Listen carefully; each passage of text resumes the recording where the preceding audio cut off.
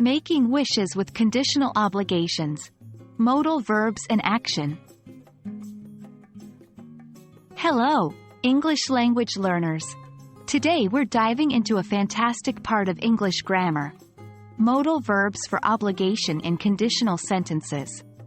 More specifically, we'll focus on using modal verbs for obligation in the second conditional. By the end of this video, you'll be able to construct sentences that express hypothetical obligations or responsibilities using second conditional.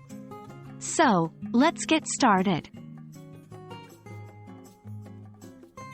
Before we start with our main topic, let's have a quick recap of the second conditional.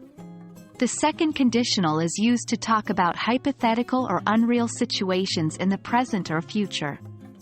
It's formed with two parts: the if clause, using past simple tense, and the main clause, using would plus base verb. For example, if I had $1 million, I would buy a mansion.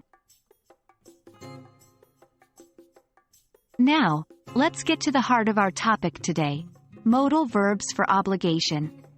These are verbs we use to express necessary actions, duties, or obligations. The most commonly used ones are must, have to, and should. Must indicates a strong obligation or necessity. Have to is used to express something that's required, usually by rules or laws. Should suggests a recommendation or advice. Okay, we're all set to combine these concepts. How do we use modal verbs for obligation in the second conditional? Well, in the if clause, we use a past simple verb, as usual. But in the main clause, instead of using would plus base verb, we use would plus modal verb for obligation plus base verb.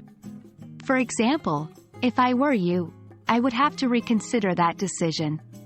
In this sentence, would have to expresses a hypothetical obligation in the second conditional.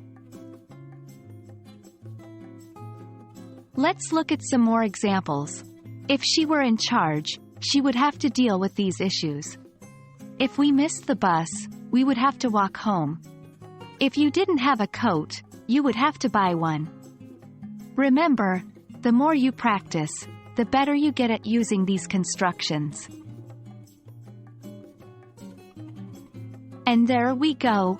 That's how we use modal verbs for obligation in the second conditional.